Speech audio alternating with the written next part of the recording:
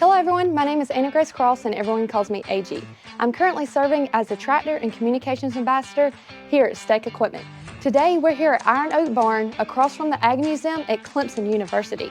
Today we get to hear the different experiences from a state representative, a current FFA member, a state officer, a business owner, and a current agricultural teacher. Come on guys, let's go meet the others. I'm Representative Patrick Haddon. I'm representative of District 19 in the South Carolina House of Representatives. My name is Lyle Fulmer, and I am this year's 2024-2025 Region 2 State Vice President coming from the Governor's School for Agriculture FFA chapter attending Clemson University. I'm David Taylor, President, CEO of STEC Equipment. I am Katie Martin, the agriculture teacher and FFA advisor at Lakeview Middle School, and this is my 5th year serving as an agricultural educator. I'm Bradley Alcudia-Lara, serving as the Vice President for the Saluda High School FFA chapter, and I am currently a senior.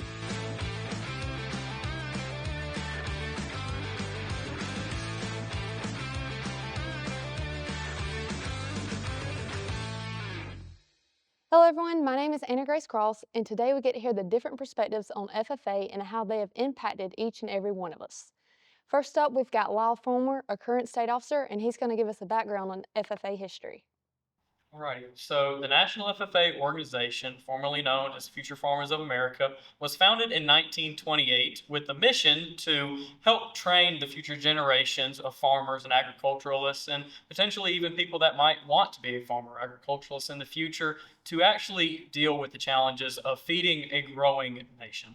And they have done that exemplary. They've really gone above and beyond, especially this past year where they finally reached 1 million members. And for the longest time, they have been the largest youth-led organization. So that is a real milestone that they've really accomplished. And one of my favorite things about FFA, and really how I feel like I've grown in FFA, not just being an agriculturalist and a farmer, but a leader especially, is that FFA is just like any other club, whether it might be FCA, Beta Club, FBLA.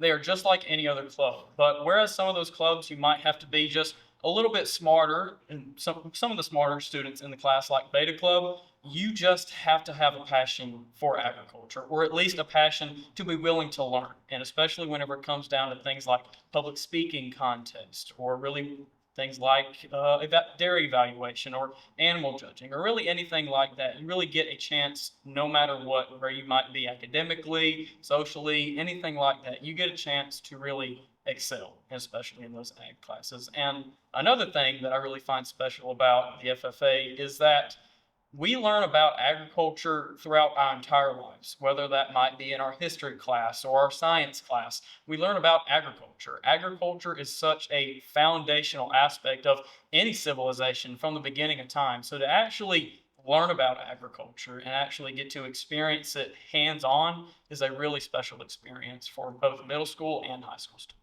And especially during my travels this year as a state officer, I really get to get hands-on with these students and actually try to inspire them to actually be more than what they currently are, or maybe see something in them that they may not even be able to see in themselves. So this year during my travels as a Region 2 South Carolina FFA state officer, I got to meet Mr. Bradley from Saluda High School. Bradley, can you kind of give us a little bit of background of your FFA experience?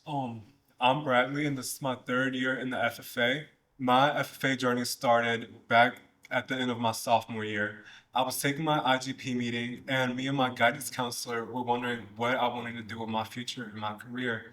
And that's when she suggested to me the FFA and agriculture classes. And at the moment, I didn't know anything about agriculture. I didn't know what that class would be like or what it would have in store for me.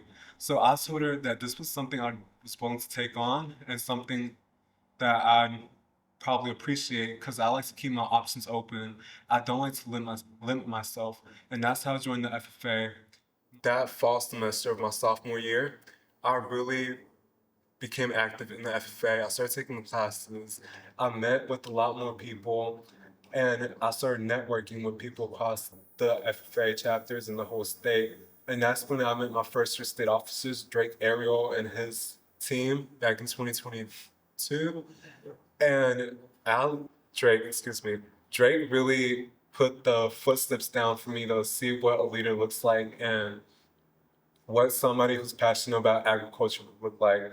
I see you as a role model as well ever since convention, and I knew of you beforehand. You were a leader in your community at governor's school. I see your friends and everything, and I knew that's the type of impact I wanted to have on my community at Saluda High School. And the FFA really helps with that because we have different competitions, which we call CDEs, career development events. And I've done 4 in my FFA career. Each year I've done the wildlife CDE, the extemporaneous public speaking, which I picked up last year. We do parliamentary procedures, and I do forestry. When you're in the FFA, especially working as an officer, you will know that you have to be enrolled in an agriculture class. As I'm learning more about the agriculture topics, I'll learn about the issues that many farmers across the country and state are facing. So that makes me want to go out there and help them. And I've been looking at engineering jobs to go out there and help them on the fields. But I'm also looking at the restrictions they may be facing from the government. So politics is a big overseen thing in agriculture, and I want to put myself out there, and I want to help farmers and the future generations of farmers. I want them to have a world where they can come into and be able to farm for for the generations that are coming after them. Because if we aren't taking care of what's going on right now, there will be no future to take care of. And you have a really great point because FFA opens up numerous doors. For example, me knowing all of y'all, FFA brought all of us together, and that's how we're here today. I'm really proud of you, Bradley, and I wish you the best on your career. And I know you're running for Farm Bureau Youth Ambassador, and I'm currently serving as a Youth Ambassador, and it's a great network and leadership opportunity that I got through FFA. So now, Mr. Taylor, you have a strong agriculture background, growing up in a nursery, then continuing to become an agriculture equipment engineer, to now owning one of the most successful agriculture equipment dealerships in the country. You put so much money back into the agriculture education and the youth agriculture programs. Why do you do it? I was fortunate enough to move here 24 years ago, and we don't really in Europe have programs like this. We have it's called Young Farmers. It's all the young local kids get together from farming, agricultural backgrounds, and they get together maybe once a month, and there's some games and competitions between the clubs, and they do some things, but it's nothing like FFA. I was fortunate enough to get to go to national convention, and I've been involved in it a little bit here locally with FFA and my own children going to school. Got to go to national convention and see all of those blue jackets and see these kids and see how passionate. Seeing Bradley here and listening to what he's saying. I've been watching Lyle for a few years, being involved with the school and just seeing how far he's come and how FFA has changed lives for many people in the community.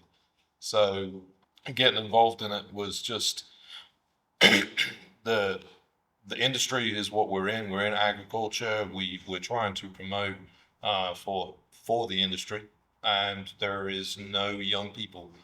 So FFA for the young people, getting the young generation invested in agriculture, agricultural careers, all the different outlets there is within agriculture. It's not just farming. It's not just tractors and cows. Trying to explain this to the kids, trying to explain to the kids where the food comes from. It's just something that is a passion of mine to let people know, to teach agriculture through education, and I'm able to do this through our company and be a part of this great conversation and part of the FFA. How do you feel like FFA helps you as a business owner? FFA has opened many doors. I've got to meet some really amazing people, everybody that's here today. Some of my team members have come from the FFA program. I've met them through FFA. We've done a lot in the community, and we've been able to give back, not just with FFA, with 4-H, with lots of agricultural projects. We're currently working on one now with AgriAbility for disabled farmers, just being able to give back. FFA has just opened the doors to meeting so many good people and giving us a chance to give back and meet people that can help us. And we were discussing earlier about contacts, just meeting great people who know somebody that needs something, and it's just, again, open many doors. Well, I want to personally thank you for everything that you've done because I have known Mr. Taylor for a couple years now, and I went to the Governor's School for Agricultural, and he really helped us give a hands-on experience and provided us with many opportunities to learn and grow throughout equipment operations. STEC's dedication to providing finance and just youth organizations is a big thing that the community needs, and STEC does a great job of doing that. And while I've been at STEC, I've got to see Miss Martin along. Like, she started 2 ag programs at 2 different new schools, and I think that's just awesome. We need agricultural in every school, every middle school, elementary, and high school, because it all starts from a young age. And so we have to educate the younger generations to get to the future generations, and that way we have people to take over the farms or go be a veterinarian. So next I would like to introduce Miss Martin, and I'm gonna let her talk about how she started agricultural programs at 2 different schools. For sure. So I'm Katie Martin, even though I think I know everybody here. And this is my 5th year teaching. My first 4 years I was at Woodmont Middle School in Piedmont, South Carolina, and was at a program that had been started just for a couple of years and kind of built on what was already there. And the high school there already had an outstanding program. So at the middle school, I was preparing these students to go into that high school and get more career and technical skills once they got there. And it was a privilege to work with those students. They were outstanding, and they were kind of on the outskirts of Greenville, South Carolina. And so they were kind of suburban, slightly rural students, but very little connection to agriculture. So I taught a lot about consumer science and career exploration and why agriculture is important. And we went on to have a lot of success within FFA and doing career development events and leadership development events and community service projects. And I was very lucky to work with great students at Woodmont. And this year, starting my 5th year of teaching, I'm starting a brand new program at Lakeview Middle School as a part of an Elevate initiative in Greenville County Schools, where we're trying to make sure these students have all the opportunities available to them to be successful. And starting an FFA program and an agricultural education program at the school is part of that. And so I make sure that my students understand how the things that they're learning in math, science, English, and social studies relate back to real world. And that's what I do in my agriculture classes. And of course, FFA is an outstanding part of that, teaching them leadership skills such as teamwork and communication and public speaking, and allowing them to go on field trips and actually see the things that they're learning in those 4 classes. And even though we're just starting this program, I can see that these students are getting afforded opportunities that they haven't had before, and it's because of this organization. And I'm excited to see where this chapter continues to grow.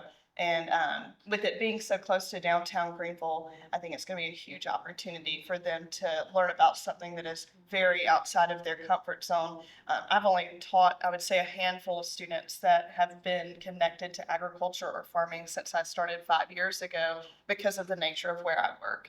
And I love doing that because we have to recruit young people, like what Mr. Taylor was saying, to be a part of our industry as less and less people in America are involved in production agriculture. We have to ensure that the next generation is involved in some way, shape, or form, and I'm happy to play my role in that as an educator. How do you feel like mentorship can be effective structured within the FFA to support younger members?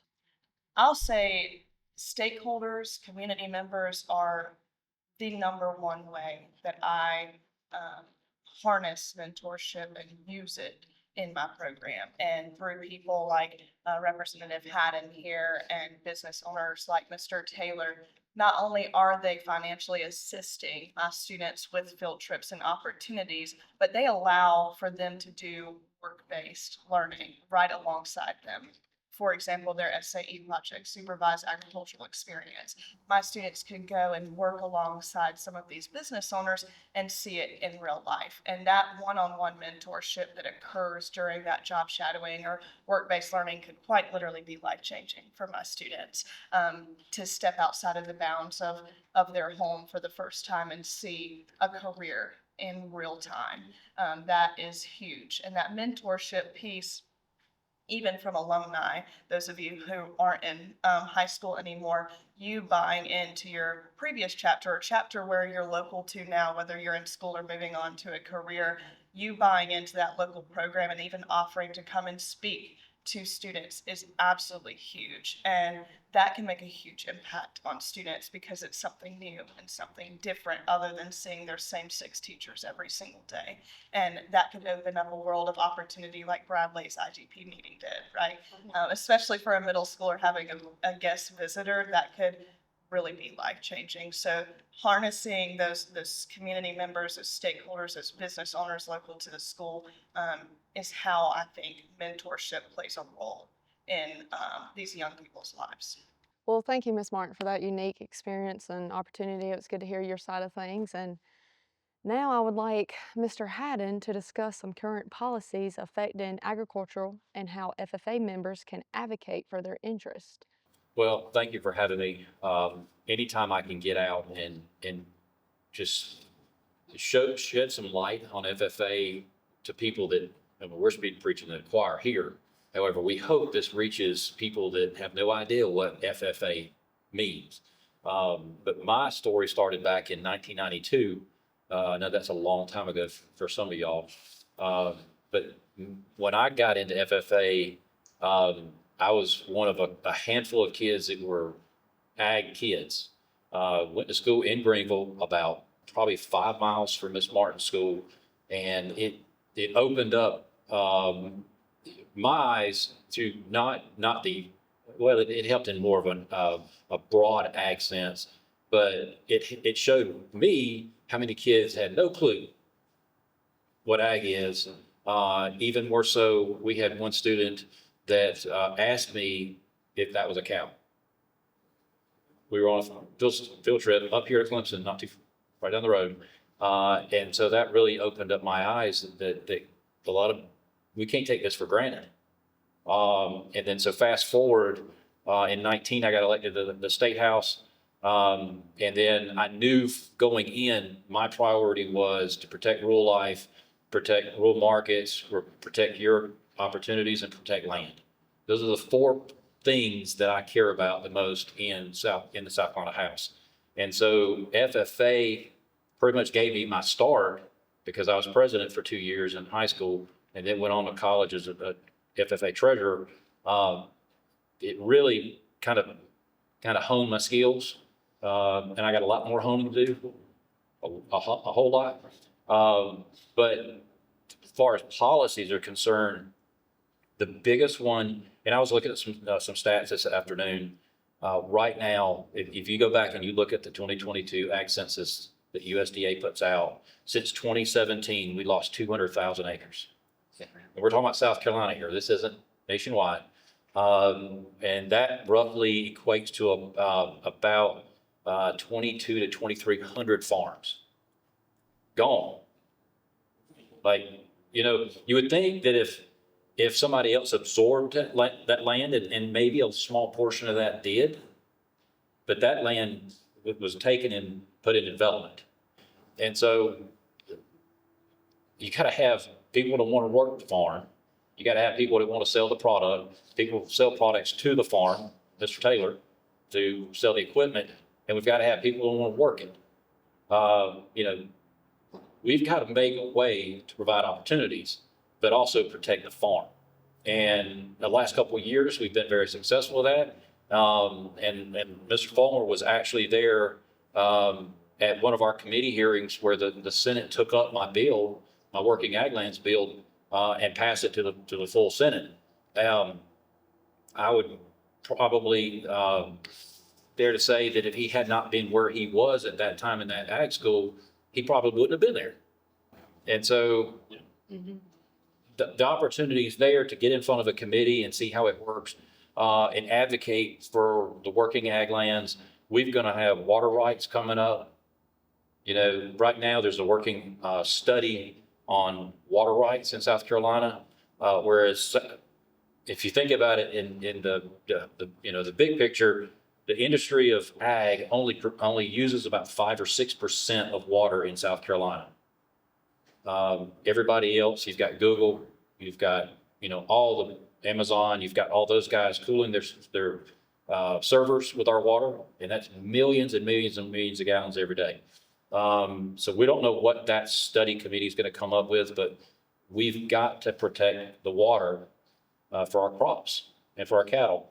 And so between water rights, land use, we're going to have I'm going to put it out there. We're going to have a fight about solar because and there's two sides to this because you've got solar. People want to come in and put solar on working farms, take up that good flat land because it's profitable. Whereas me on my side, I want to give them an opportunity to have an option. And so we're working very diligently to come up with a way that they can sell those development rights and put it in an easement so that it can be farmed forever and it never get a warehouse or a community gas station or anything like that.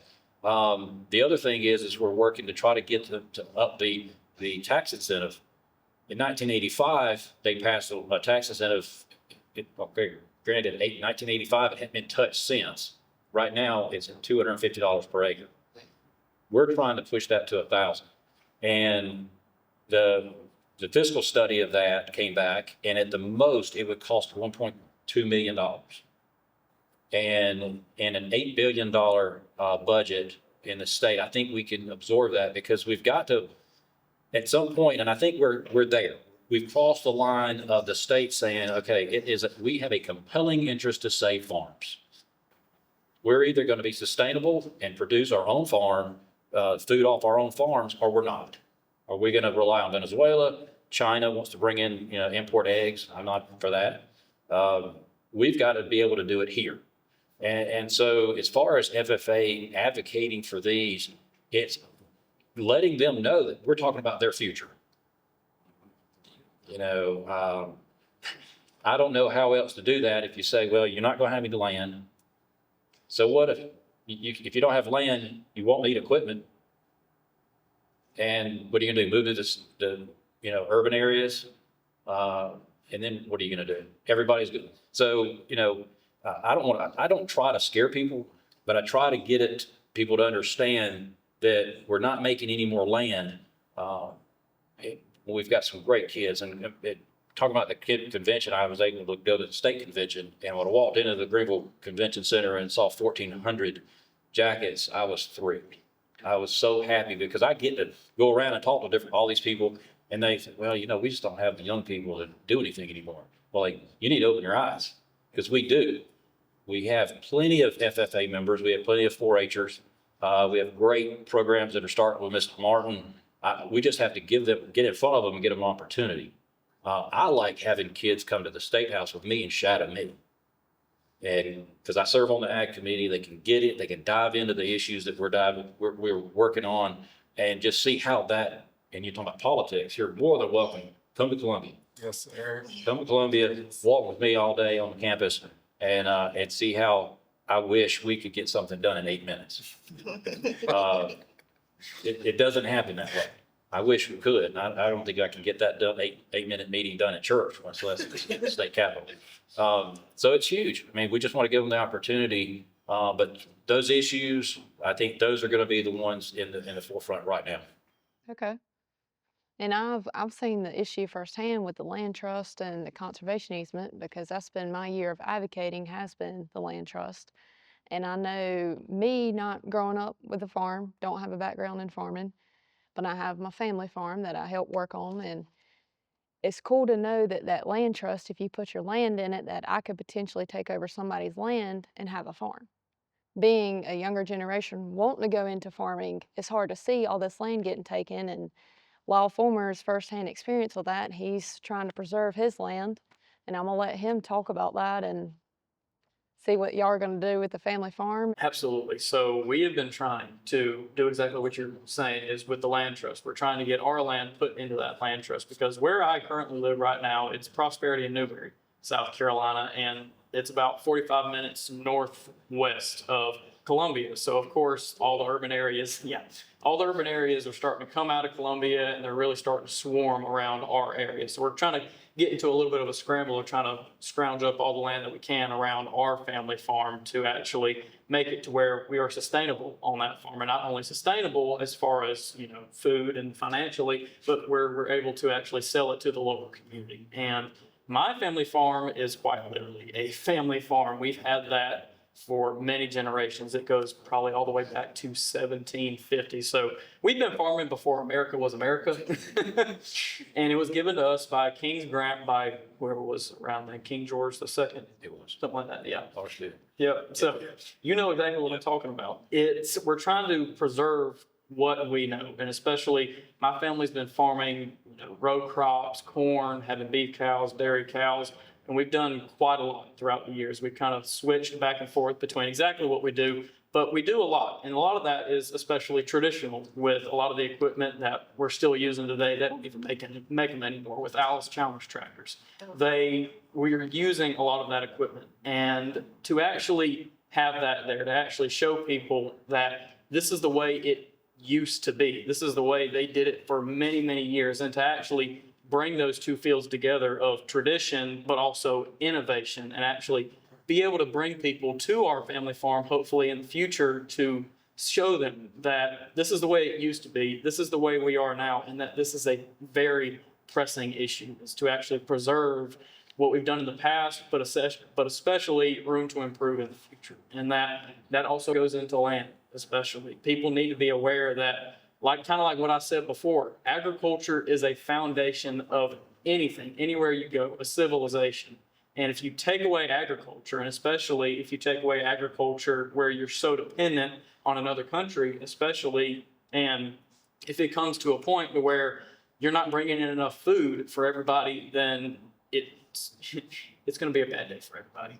I think we just have to say one thing, and that's COVID. Yes. You know, Yes. our family farm's in Abbeville County, but our farm that we run is right in the middle of Greenville, 5 minutes north of downtown Greenville. And we've got Walmart, we've got Publix down the road. And when COVID hit, you know, we're fine. But noticed so many people that went and had pictures of the bare shelves, nothing on the shelves.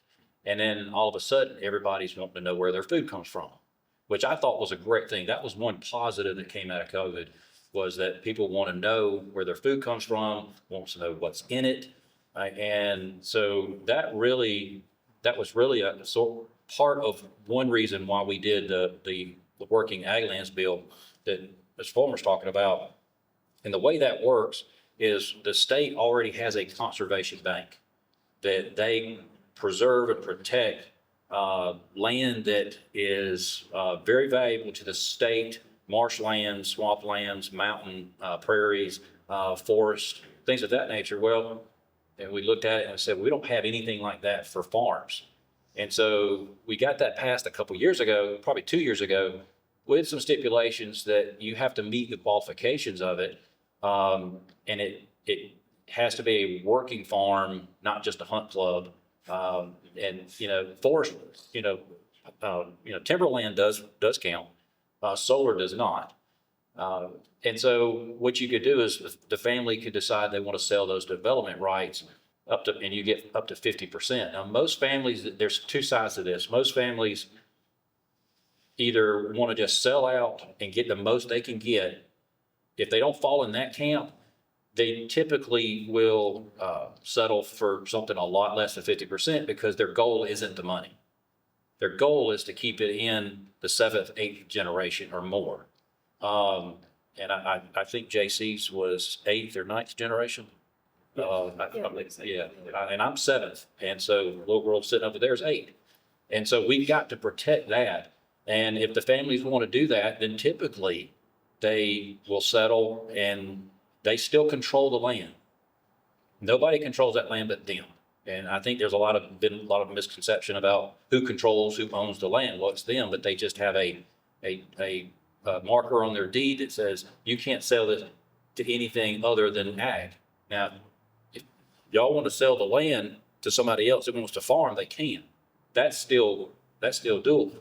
and you can still build houses on it to some degree. But for us, when you look back at how much acreage we've lost over the last 20 years, it's scary. And it really doesn't seem to be slowing down, except for the mere fact that the Conservation Bank has the pot of money that we've given it. And right now, Farm Bureau and Upstate Forever and all the other land trusts are really getting out there, and they've got a lot of interest.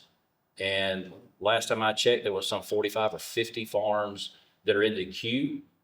And this year they will spend pretty much all of the $3 million that we gave them for this fiscal year. And so there's, talking about saving, 50-acre farm, 100-acre farm, 2, 3. So it's small and large. And so I mean, in 10 years, I'm hoping that we look back and go, we saved 150,000 acres. So because that was actually modeled after Delaware. And Delaware saved 150,000 acres in their time doing this since 1992, I think it was. But of course, Delaware's only got 3 counties. But their farms are old.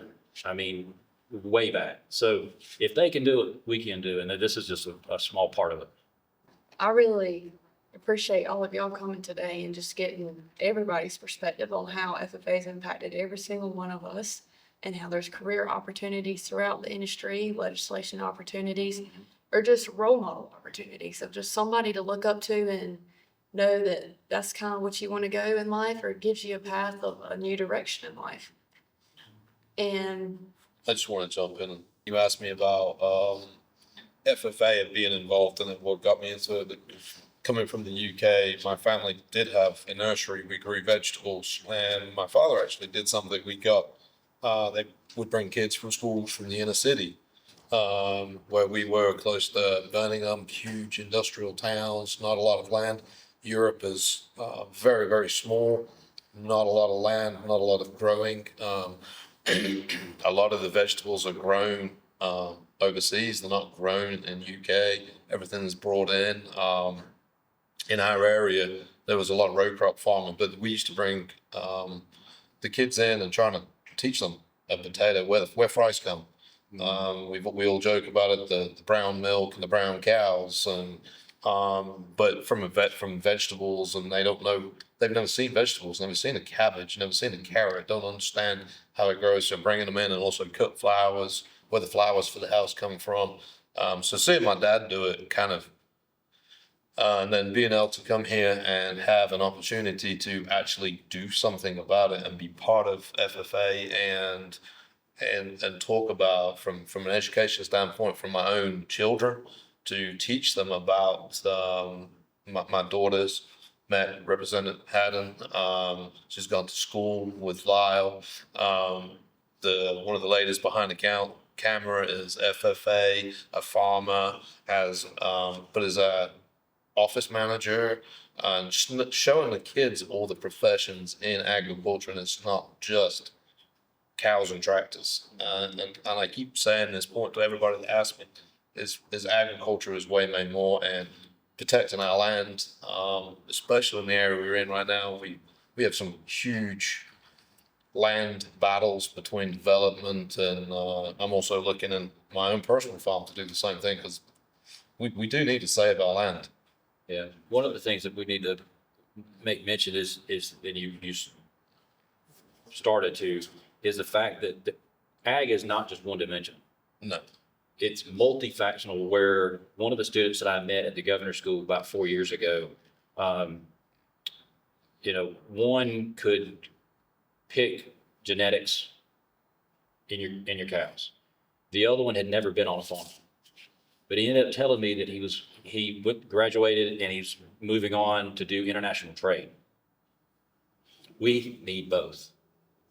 And so with Miss Martin's students, who, I don't know, may have never been on a farm, but given how broad ag is, there's so many different facets to it. There's so many different opportunities that they just need to be opened up to it. Not everyone needs to be on a tractor, although I would like to be. I know I can be, but we also need people to work on the tractors, to sell them, to build them, the seed, the marketers. There are so many people. We just got to make sure that we don't miss the opportunity by letting them know what's available. And I think for a lot of times we just kind of miss that. We're like, okay, well, we just got to get them out of school. And that, I'm not saying that happened to me, that it could have. Let's just keep moving. And then we miss that opportunity to like really impact that child's life. And so FFA, the cornerstone of FFA is service. Anywhere we can try to service people and serve them, I think that's what we're supposed to do. And FFA just does that. I know we'll jump on this in a little bit, just to follow up from what you're saying. I can talk about this for hours, but the different careers. So everybody knows me because I sell tractors. That's actually not my main business. My main business is turf equipment for golf courses, NFL, college teams. You watch a sport played on TV, something to do with my company has something to do with that grass. And it all starts with farming. It's a sod farm. A lot of them are row crop farmers that need to look at other cash crops because the crops are not making. Corn is not making, soy is not making. So they look at other crops, they grow grass. And a lot of people have known me for years and have no idea what I actually do. And it's all based off of farming, but grass is for landscape use, for sports stuff. Anywhere you see grass, we're involved in it. And it's just another part of agriculture that nobody even realizes. And it's pretty cool. And getting the kids to come into our office and, like you said about shadowing, I love getting the Delaware kids, any of the middle school kids, that we can get them to come to our office and show them the different jobs that all connected to agriculture and what we need agriculture for. It's not just, again, tractors and cows. There's way more to it. So it's kind of cool. What other industry touches every single person? Exactly. Right. And going back to the career opportunities, I work for Mr. Taylor, and it is a tractor dealership, turf dealership, but I'm getting to do communications work and educating the youth of where their food comes from and how to operate a tractor. So I think that's a very neat opportunity that he's provided me with, and just educating. It all comes back to agriculture education. And I think Miss Martin is a good example of doing agriculture education and putting back into her classes. And I do want to ask though, how do you feel like FFA and agriculture education could help your students in the long run? So I teach 6th, 7th, and 8th graders, so like ages 10 to 14 range. And the way that I like to explain my class is more of like an exploration than anything, right? So I want them to explore options. I want them to explore different ways of farming. I want them to explore different options within the grocery store. I want them to explore different careers, right? And so at the middle school level, I really just care about opening their eyes to the breadth of agriculture. And then once I send them on to the high school is where they'll learn more of those technical skills of how do you work on this piece of equipment? How do you drive a zero-turn lawnmower, right? So I think at the middle school level, my main priority is just that exploration. And even if they don't become super proficient at elementary procedure, but introducing them to the idea of a proper business meeting instead of poor communication, like they might see within their friend group or their family. So I think it's really the exploration piece at the middle school level. The 6 of us could talk all day long about agriculture education programs and how outside businesses support youth organizations like FFA. Here at STEC Equipment, Mr. Taylor really donates and promotes agriculture education. And let's take a look at what his business is about.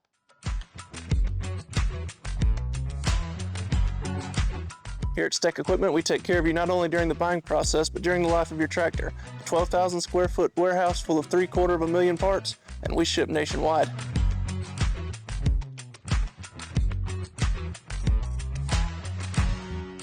The service department here at STEC has 7 certified technicians, each working in their own bay and utilizing an overhead crane to work on most makes and models of equipment.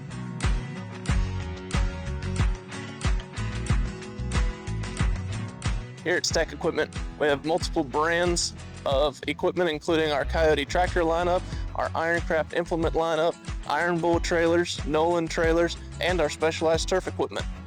With our fleet of trucks at the ready, we offer pickup and delivery on new equipment purchases as well as service.